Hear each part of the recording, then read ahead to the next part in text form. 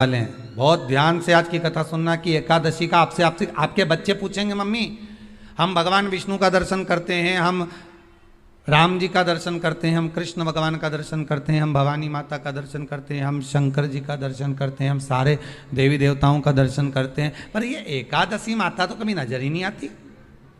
पूछेंगे कि नहीं पूछेंगे कि तुम जिस एकादशी का व्रत करते हो इनका जन्म कहां से हुआ, कहां जन्मी थी? एकादशी की जन्मस्थली कहां है? भाई भगवान कृष्ण की जन्मस्थली तो मथुरा है, श्री राम जी महाराज की जन्मस्थली बोल दो जम के अयोध्या है।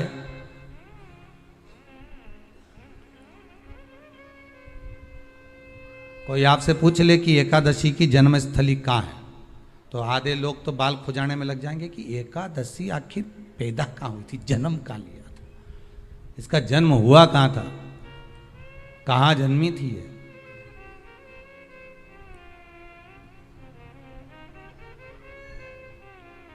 इसका जन्म स्थल है कहां? और अगर मान लो जन्म स्थल एकादशी का है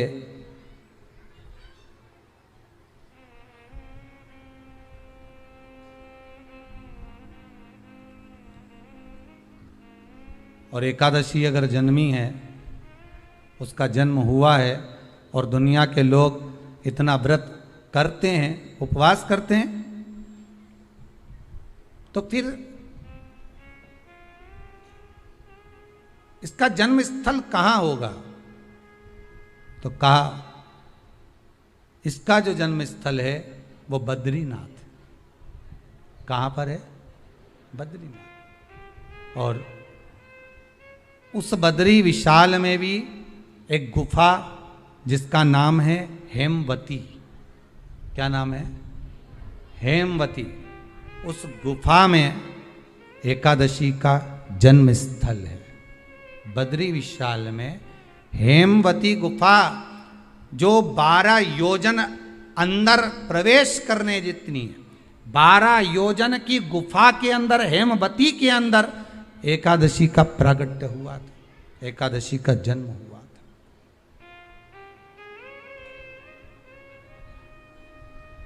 अब तो बता सकते हो ना कि कोई पूछे कि राम जी का जन्म अयोध्या में हुआ, भगवान कृष्ण का जन्म मथुरा में हुआ, और कोई पूछ ले आपका जन्म कहां हुआ था, अपन कह सकते ना सीहोर में हुआ हमारा। और आपसे कोई पूछे कहाँ हुए तो कहीं इंदौर में हुए कि देवास में हुए कि भोपाल में हुए कि मुंबई में हुए कि पूना में हुए, आपका तो बता दोगे। पर बच्चे आपसे पूछ ले मम्मी तू इतनी एकादशी का व्रत करती है, एकादशी का तू व्रत करती है और सबको करा देती है कि वल्लभ कुल की एकादशी करो, भले बकरी जैसे चरो पर एकादशी करो, और सबको एकादशी कराया, तो कोई पूछ ले कि एकादशी का जन्म कहाँ हुआ था, तो आप कह सकते हो कि बद्री विशाल में, हेमावती में, बद्री विशाल के हेमवती गुफा के अंदर जो 12 योजन की गुफा है, उस गुफा में एकादशी का जन्म हुआ। कब हुआ?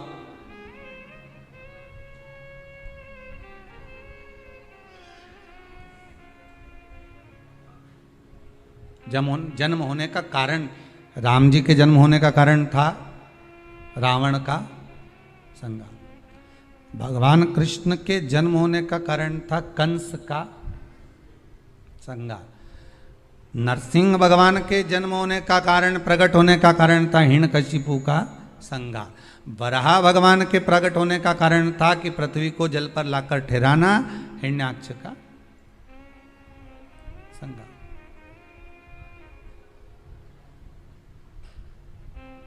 तो फिर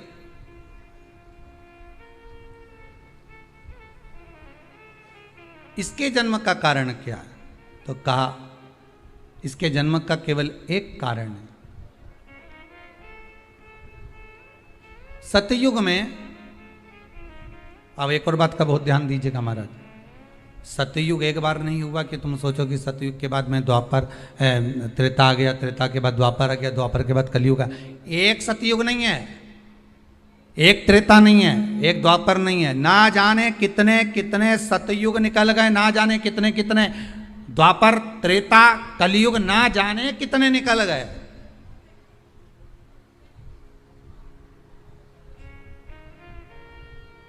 और आप और हम जैसे भी इस पृथ्वी पर ना जाने कितने, अरे जम के तो बोलो, निकल गए। पृथ्वी वहीं की वहीं है, जिस मकान में रहते हो वो मकान भी वहीं की वहीं है। बस कभी कभी एकदम प्लाट हो जाता है, फिर उस पर वापस बन जाता है, फिर क्लीन, फिर बन गया, फिर क्लीन, फिर बन गया। ना जाने कितने कितने कितने कितने जन्म हम ले चुके हैं, और हमारे भी आगे का जन्म कितने जन्म होते रहेंगे। जमीन वहीं की वहीं रह जाएगी और अपन चले जाए, बस वो जगह वहीं रह गई। जो पहले परदादाजी की थी दादाजी को मिल गई, दादाजी की थी पिताजी को मिल गई, पिताजी की थी उनके बेटे को मिल गई, उनके बेटे से उनको बेटों को मिल गई। मिलते मिलते मिलते मिलते कब वो जमीन भी बिक गई समय की अवस्था में, फिर दूसरे की हो गई। और हम सोच कर रह गए कि ये हमारा है, हम इसके लिए लड़ाई करें, झगड़ा करें। हम केवल इस जमीन के लिए, जरा सी प्रॉपर्टी के लिए अदालत में खड़े, अपना समय बर्बाद कर दिया, और जो पाना था वो छोड़ दिया।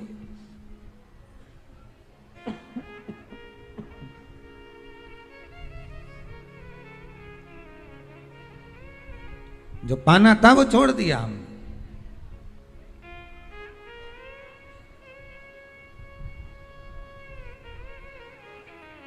असली रजिस्ट्री तो ये शिव महापुराण की कथा है, जिसमें बैठकर आप 3 घंटा भगवान की भक्ति को जो धारण कर रहे हो, 3 घंटा जो भगवान की कथा को आप श्रवण कर रहे हो, 3 घंटा जो भगवान की भक्ति में आप डूबे हुए हो, 3 घंटा जो भगवत स्मरण में आप लगे हुए हो, बस यही असली रजिस्ट्री है, यही वहाँ काम आने वाली है। इसके सिवाय कुछ काम नहीं आएगा। धन दौलत माल खजाना सब पड़ा की पड़ा रह जाना,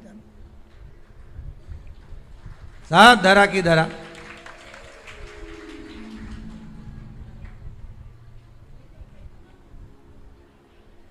रह गया। वो एक लाइन आप लोग स्मरण करते होंगे, सज धज के जिस दिन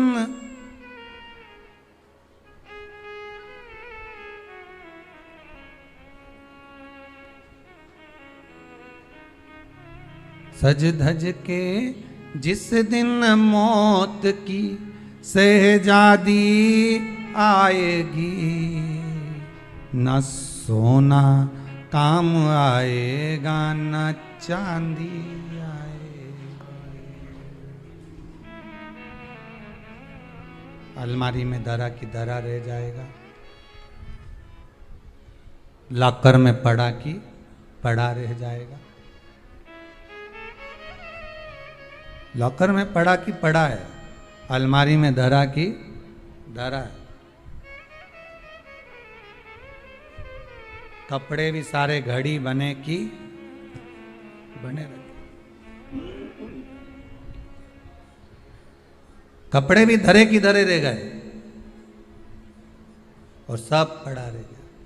कि छोटा सा तू कितने बड़े अरमान हैं तेरे, मट्टी का तू सोने जैसे मान है तेरे। मट्टी की काया एक दिन मट्टी मिल जाएगी, न सोना काम आएगा न चांदी आएगी, न सोना काम आएगा न चांदी आएगी। सज धज के जिस दिन मौत की शहजादी आएगी, न सोना काम आएगा न चांदी आएगी, न सोना काम आएगा ना चांदी। सब पड़ा रह जाएगा, धरा की धरा रह जाएगा, सब पड़ा की पड़ा रह गया, जीव चला गया। सबसे पहला नियम एकादशी व्रत का, सबसे पहला नियम है कि आप जिस दिन व्रत करो उसके एक दिन पहले भक्ति का संचार इस हृदय में कर लो। भक्ति का संचार इस हृदय में कर लीजिए। जिस दिन आप व्रत करो, जैसे एकादशी का व्रत कर रहे हो तो दशमी के दिन शाम का समय जब आवे, रात्रि जब होने लगे, शाम का समय आवे और रात्रि का आप जब भोजन ग्रहण करो तो उस भोजन में कोई ऐसा पदार्थ ग्रहण मत करिए जिस पदार्थ के कारण आपकी एकादशी बिगड़ जाए।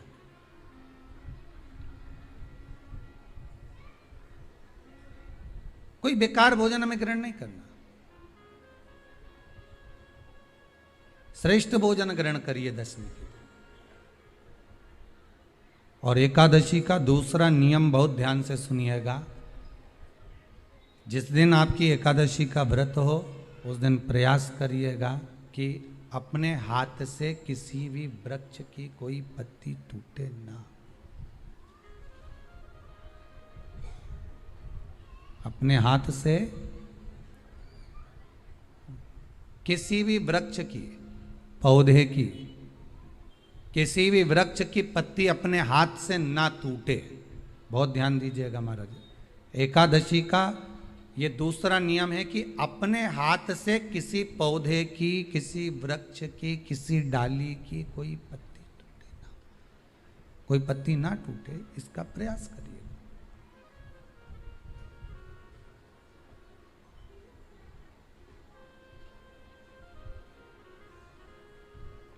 कितना सुंदर व्याख्यान कहा है, कितना सुंदर वर्णन है महाराज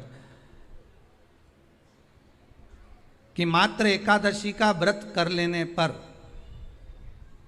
मात्र एकादशी का व्रत कर लेने पर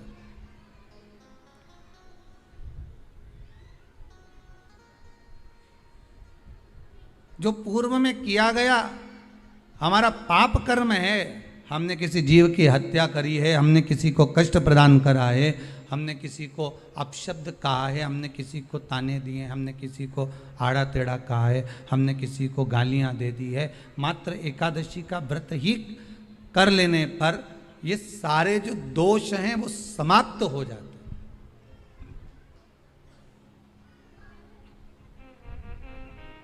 सारे दोष हमारे समाप्ति पर आ जाते हैं।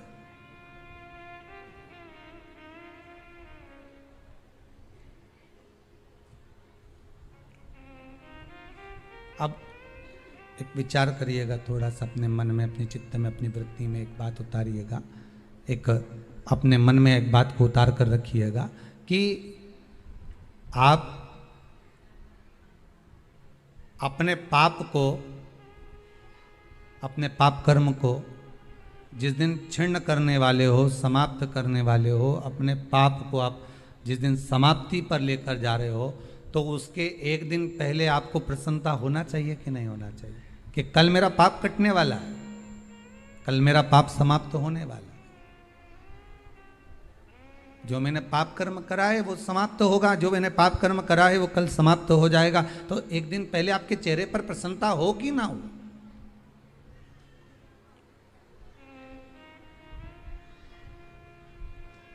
और चेहरे पर वो प्रसन्नता आपके आना चाहिए कि कल मेरा एकादशी का व्रत है, आज दशमी है, कल एकादशी का व्रत है, तो कल मेरी जब एकादशी का व्रत रहेगा तो मेरा ना जाने कितना कितना पाप, कितना असत्य, कितना झूठ, कितना प्रपंच वो समाप्त हो जाएगा। इसमें मुझे प्रसन्नता हो, इसमें मुझे आनंदता हो।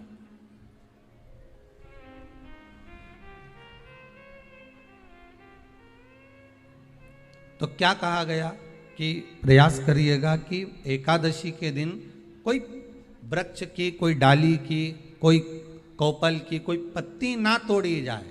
क्यों? तो कहा अगर उस पत्ती को हम तोड़ देते हैं, वृक्ष की पत्ती को या क्यारे में लगी हुई कोई डाली की पत्ती को हम तोड़ देते हैं तो एकादशी का पुण्य फल प्राप्त नहीं होता, एकादशी का कोई फल हमारे खाते में नहीं जाता, पुण्य फल प्राप्त। अब फिर भले तुम चाहे तुमने मोरधन खाया हो, चाहे तुमने फिर चिप्स खाई हो, चाहे तुमने फिर व्रत का कितना ही सामान खा गए हो और तुमने सोचा कि आज मेरी एकादशी है, तो फिर उसका कोई फल प्राप्त नहीं, उसका कोई सुख प्राप्त नहीं आपको, फिर उसका कोई आनंद प्राप्त नहीं आपको, तो उसमें कोई आनंद की अनुभूति आपको नहीं मिल रही है। तकलीफ हो और किसी को धन की तकलीफ हो, उसकी पूर्ति कौन करेगा?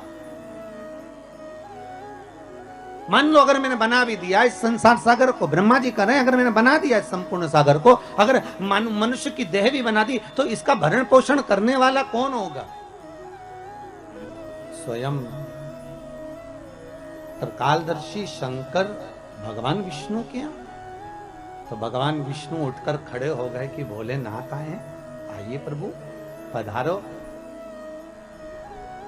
आपका आगमन हुआ है नाथ।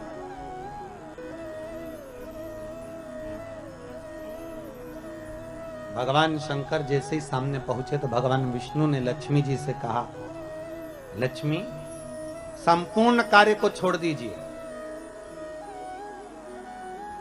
और संपूर्ण कार्य छोड़कर आज भगवान देव अधिदेव महादेव आए हैं, उनके आदर में लग जाइए।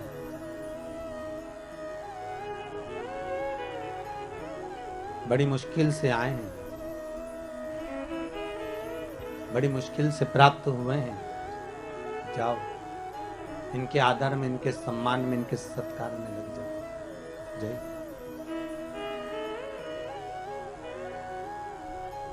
लक्ष्मी जी सबसे पहले अगर कहीं गई तो माता लक्ष्मी ने, जैसे भगवान विष्णु ने कहा कि इनका आदर करो, सम्मान करो, सत्कार करो, तो लक्ष्मी जी अगर सबसे पहले अगर कहीं गई तो माता पार्वती के पास गई और जगत जननी जगदम्बा पार्वती जी ने पूछ लिया, लक्ष्मी कैसे आना हुआ, क्या बात है, तुम्हारे आने का कारण क्या है, तुम क्यों आई हो? लक्ष्मी जी बोली, पार्वती आज भगवान भूत भावन भूतेश्वर भगवान शंकर, आज त्रिलोकी का नाथ त्रिकालदर्शी कैलाशी अविनाशी शिव बैकुंठ में आए। पार्वती जी बोली कि शंकर और बैकुंठ?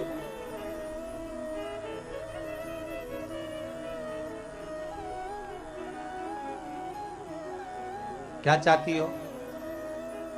लक्ष्मी जी बोली, बस चाहना क्या है, आपसे निवेदन केवल इतना है कि आप ऐसा कोई उपाय बता दो जिससे शंकर जी प्रसन्न हो जाएं और मैं भूत भावन भूतेश्वर को रिझाऊं कैसे, मैं शंकर जी को मनाऊं कैसे, बस इतना बता। पार्वती जी के मुख से निकल गया कि एक लोटा पानी भर लो और शंकर जी पे उंडेल दो, शिव जी पे चढ़ा दो, बस शंकर तो राजी हो जाएंगे, इससे ज्यादा शंकर को चाहिए क्या?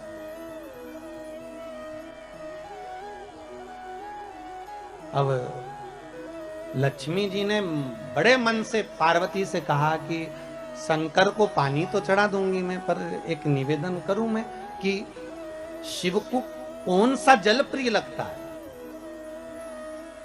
हम शंकर को कौन सा जल चढ़ाने की शंकर प्रसन्न हो जाए।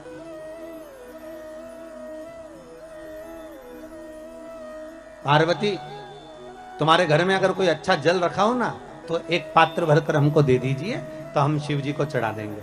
और शिव महापुराण की कथा बार बार कहती है कि मंदिर जाओ तो मंदिर का लोटा उठाकर मंदिर का ही पानी भरकर मंदिर के शंकर को मत चढ़ाओ।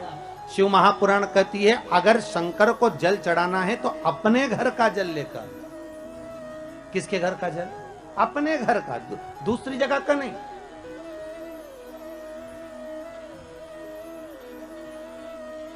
आपके द्वारा लाया गया, आपके द्वारा लेकर गया हुआ।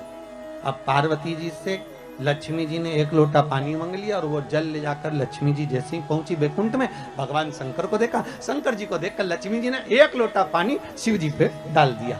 शंकर भगवान, अब अभी तो भगवान विष्णु को बोलना था हर हर महादेव, शंकर भगवान खुद बोल दिया हर हर महादेव। तो जैसे ही बोले हर हर महादेव तो भगवान विष्णु समझ गए जरूर कुछ गड़बड़ हो गई हो।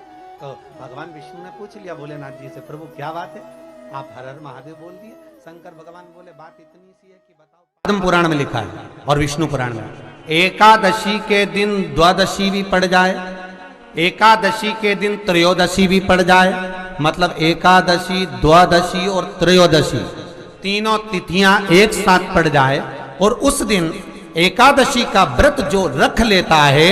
हर हर महादेव दोस्तों, अगर आप भी मेरी तरह शिव भक्त हैं तो प्लीज़ मेरे चैनल को सब्सक्राइब करें, मेरे वीडियो को लाइक और शेयर करना मत भूलिएगा। और हाँ, उपाय को प्लीज़ पूरा सुनने के बाद ही ट्राई कीजिएगा और कमेंट में हर हर महादेव या श्री शिवाय नमस्तुभ्यम टाइप जरूर कीजिएगा। तो चलिए सुनते हैं पंडित प्रदीप मिश्रा जी को। एकादशी के दिन त्रयोदशी भी पड़ जाए, मतलब एकादशी, द्वादशी और त्रयोदशी तीनों तिथियां एक साथ पड़ जाए और उस दिन एकादशी का व्रत जो रख लेता है उसको हजारों एकादशी का पुण्य फल प्राप्त हो जाता है। फिर वो जिंदगी में एकादशी करे चाहे ना करे। और फिर ध्यान देना, कोई मर रहा है, कोई तड़प रहा है, और आपने तो अपने जीवन में एक ही एकादशी करी और वो कौन सी त्रिविधि। और मान लो कोई मर रहा है तो आप उसमें से अपनी एकादशी में से आप 5 एकादशी दे सकते, भले आपने एक करी हो, क्योंकि आपने हजारों कर ली एक साथ। एकादशी व्रत का सबसे पहला नियम है कि आप जिस दिन व्रत करो उसके एक दिन पहले भक्ति का संचार इस हृदय में कर लो। भक्ति का संचार इस हृदय में कर लीजिए। जिस दिन आप व्रत करो, जैसे एकादशी का व्रत कर रहे हो तो दशमी के दिन शाम का समय जब आवे, रात्रि जब होने लगे, शाम का समय आवे और रात्रि का आप जब भोजन ग्रहण करो तो उस भोजन में कोई ऐसा पदार्थ ग्रहण मत करिए जिस पदार्थ के कारण आपकी एकादशी बिगड़ जाए।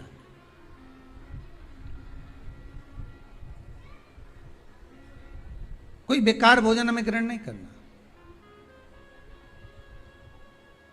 श्रेष्ठ भोजन ग्रहण करिए दशमी के। और एकादशी का दूसरा नियम बहुत ध्यान से सुनिएगा।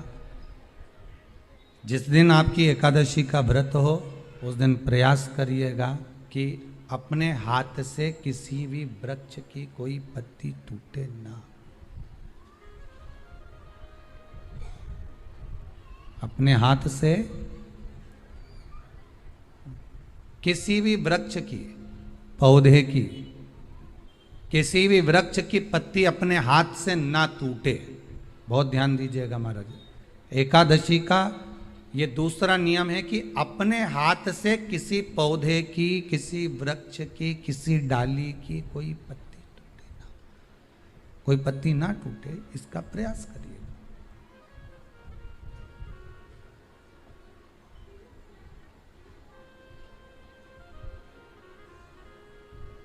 कितना सुंदर व्याख्यान कहा है, कितना सुंदर वर्णन है महाराज कि मात्र एकादशी का व्रत कर लेने पर, मात्र एकादशी का व्रत कर लेने पर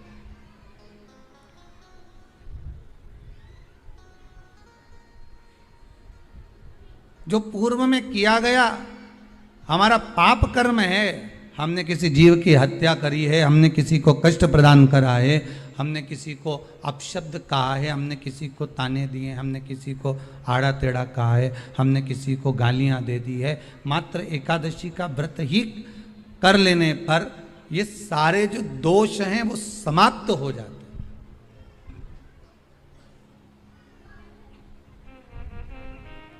सारे दोष हमारे समाप्ति पर आ जाते हैं।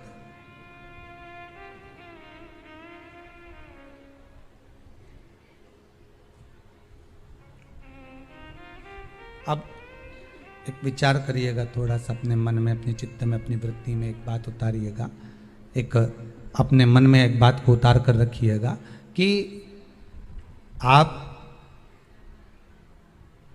अपने पाप को, अपने पाप कर्म को जिस दिन छिन्न करने वाले हो, समाप्त करने वाले हो, अपने पाप को आप जिस दिन समाप्ति पर लेकर जा रहे हो, तो उसके एक दिन पहले आपको प्रसन्नता होना चाहिए कि नहीं होना चाहिए कि कल मेरा पाप कटने वाला है, कल मेरा पाप समाप्त होने वाला है। जो मैंने पाप कर्म करा है वो समाप्त होगा, जो मैंने पाप कर्म करा है वो कल समाप्त हो जाएगा। तो एक दिन पहले आपके चेहरे पर प्रसन्नता हो कि ना हो।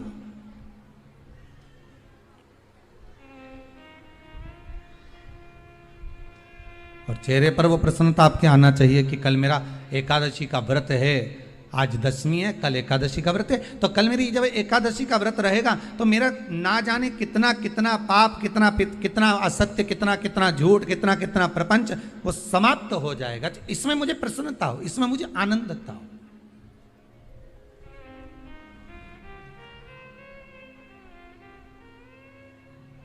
तो क्या कहा गया कि प्रयास करिएगा कि एकादशी के दिन कोई वृक्ष की, कोई डाली की, कोई कोपल की कोई पत्ती ना तोड़ी जाए। क्यों? तो कहा अगर उस पत्ती को हम तोड़ देते हैं, वृक्ष की पत्ती को या क्यारे में लगी हुई कोई डाली की पत्ती को हम तोड़ देते हैं तो एकादशी का पुण्य फल प्राप्त नहीं होता, एकादशी का कोई फल हमारे खाते में नहीं जाता।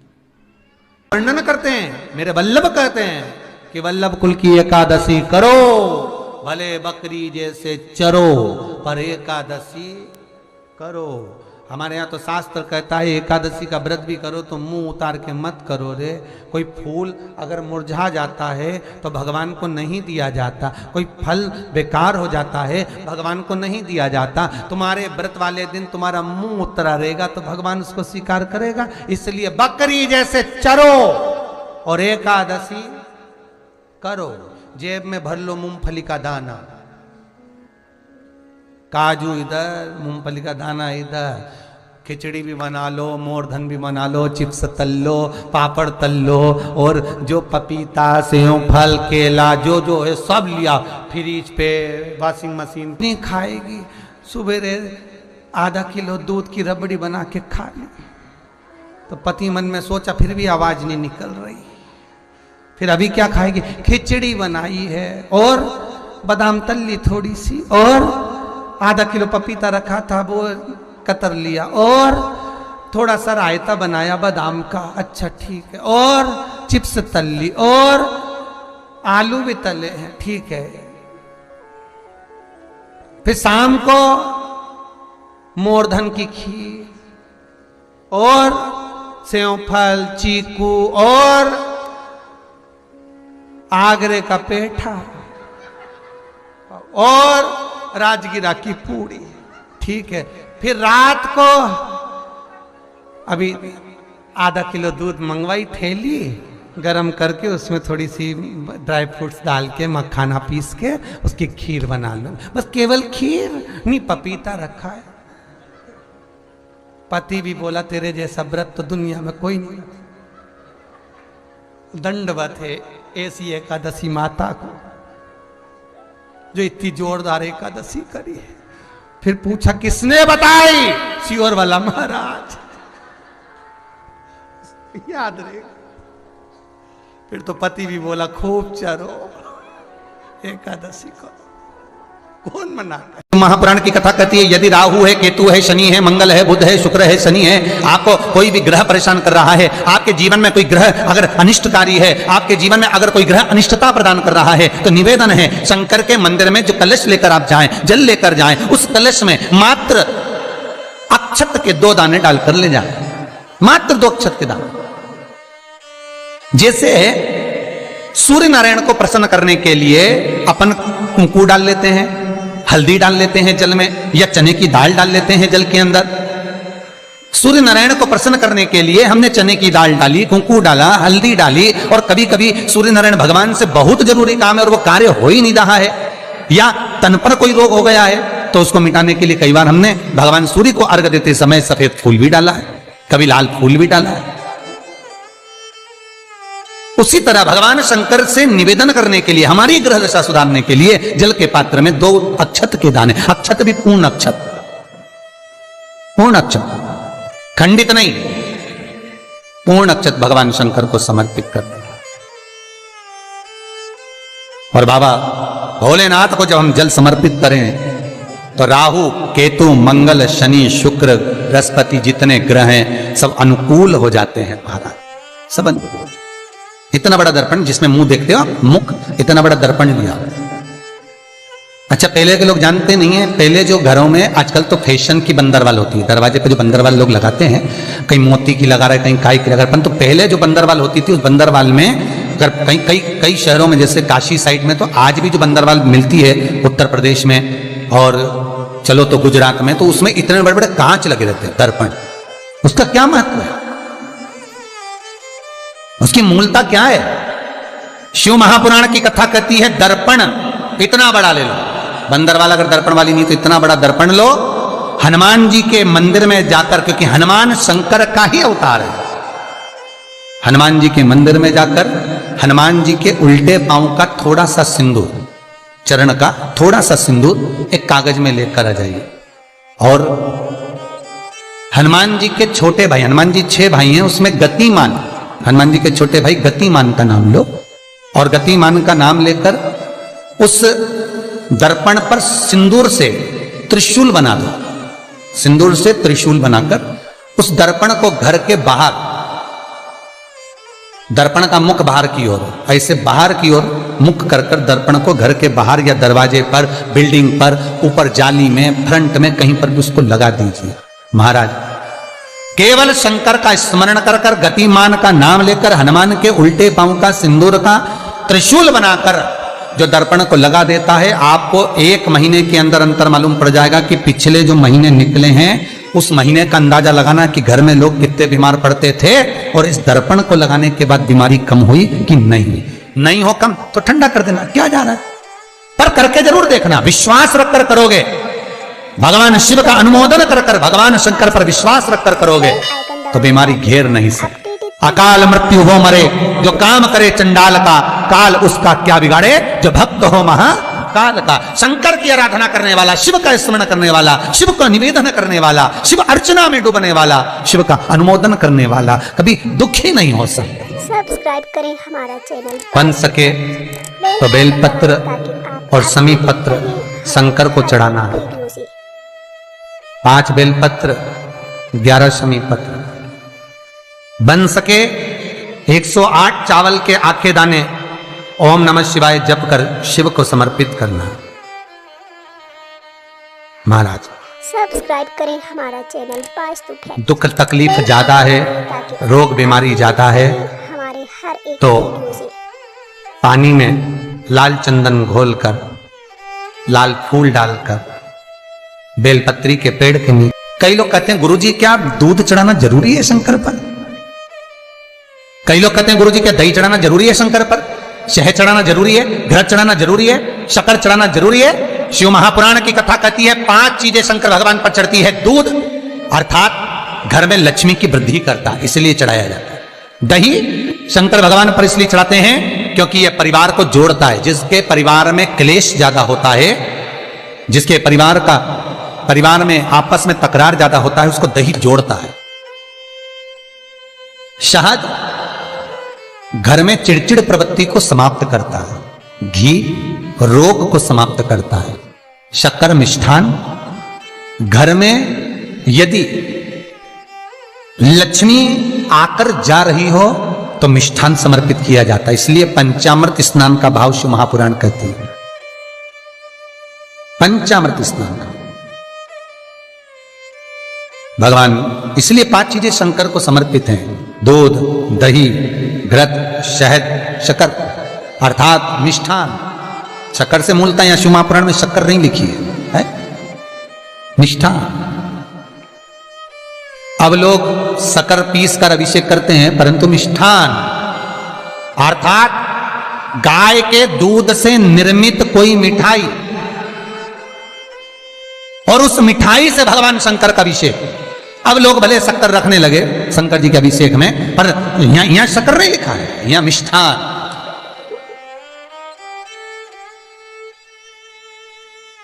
हमारे यहां सहज भाषा में कहते थे उसको खांड अर्थात मीठा। सब्सक्राइब करें, भगवान शंकर को समर्पित। बेल आइकन दबाएं ताकि वेद और शास्त्र कहते हैं कि भगवान का यदि कोई प्रसाद बनता है, जन्माष्टमी के समय पर आप भगवान के लिए पंजेरी बनाते हो, भगवान के लिए सुंदर हरीरा बनाते हो, लड्डू बनाते हो, तो भगवान के प्रसाद में गोंद नहीं डलती। करें हमारा चैनल, ध्यान रखना। Facebook है। आपकी बहू का जापा हो, डिलीवरी हो, तो खूब बादाम गोंद सब तल तल के खिलाओ, पर भगवान का जापा हो, भगवान का जन्मदिन हो, भगवान का जन्मोत्सव हो, राम कृष्ण का जन्मोत्सव हो, तो उसमें गोंद तलकर प्रसाद में कभी मत डालना, क्योंकि उसमें ब्राह्मण हत्या का अंश है। ब्राह्मण। सब्सक्राइब और विद्वान जो ब्राह्मण होते हैं साहब, जिन्होंने शिव महापुराण की कथा या भागवत पुराण पढ़ी होती है, सुनी होती है, वो ब्राह्मण कभी भी, जो विद्वान ब्राह्मण होंगे वो कभी भी गोंद का लड्डू, गोंद तली हुई कभी नहीं खाएंगे। भले वो देसी घी में तले, कुछ भी तले, पर गोंद नहीं खाएंगे। सब्सक्राइब करें हमारे गोंद का लड्डू नहीं। बेल आइकन दबाएं। क्यों? क्योंकि इसमें ब्राह्मण हत्या का अंश है। हर एक प्रत्येक फोटो में लक्ष्मी विष्णु के साथ नहीं मिलेगी, प्रत्येक फोटो में लक्ष्मी गणेश और सरस्वती मिलेंगे। दीपावली पर पाना खरीद कर लाओ, दिवाली पर कागज खरीद कर लाओ, दिवाली पर फोटो खरीद कर लाइए, लक्ष्मी गणेश के साथ मिलेगी, लक्ष्मी सरस्वती के साथ मिलेगी, पर लक्ष्मी विष्णु के साथ नहीं। सब्सक्राइब करें हमारा channel Vastu fact. Bell icon क्यों? दबाएं ताकि आप अपडेट किस लिए? रहें हमारे हर एक वीडियो। भगवान विष्णु और लक्ष्मी का फोटो नहीं, गणेश सरस्वती और लक्ष्मी का फोटो क्यों? उसका कारण यहां है, पार्वती जी ने गणेश जी को लक्ष्मी की गोद में दे दिया, ले आज से तू पूर्ण लक्ष्मी हो गई। ये सरस्वती तुझे लेकर आई है, चैनल वास्तु इसकी साक्षी में मैं अपनी औलाद गणेश, अपना पुत्र गणेश तुझे गोदी देती। जा, तेरी गोद में गणेश बैठ गया तो तू पूर्ण कहलाए। इसलिए हिंदू धर्म में दिवाली के दिन विष्णु और लक्ष्मी का फोटो नहीं, गणेश, लक्ष्मी, सरस्वती का फोटो क्यों पूजा जाता है?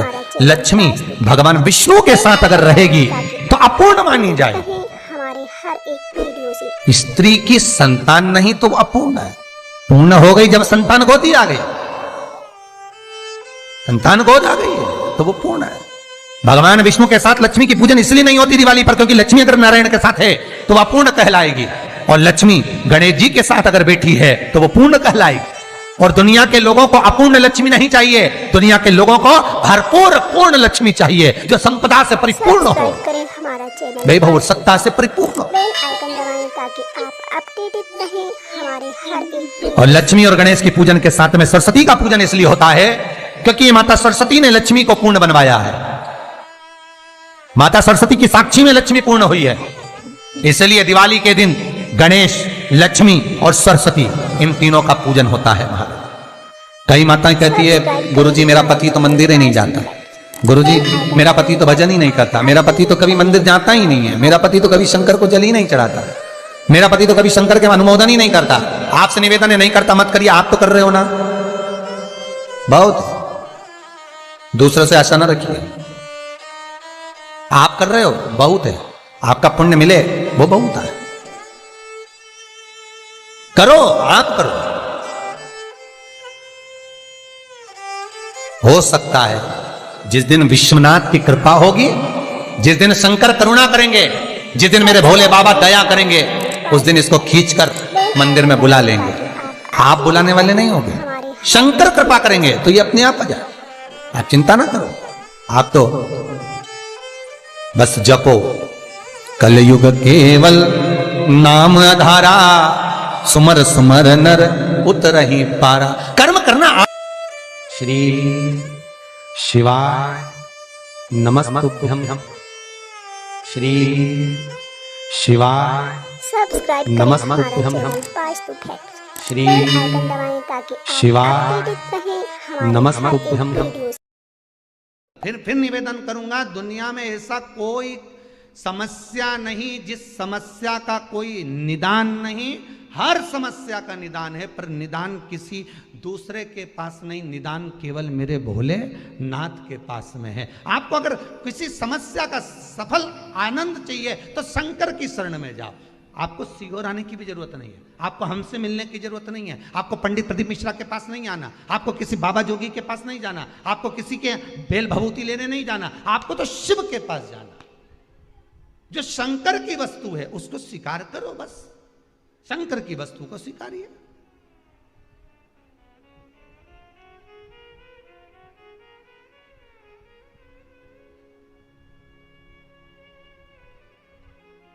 शंकर की वस्तु को स्वीकार करना चालू कर दीजिए। अरे भाई, शिव महापुराण की कथा तो यहां तक कहती है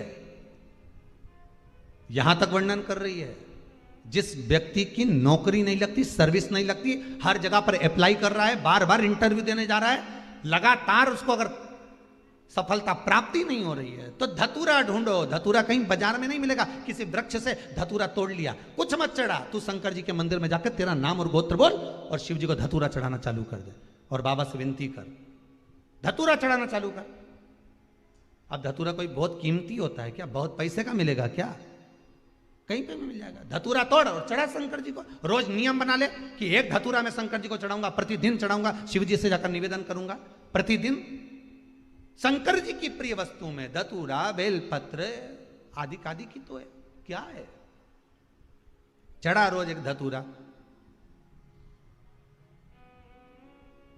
फिर वही धतूरा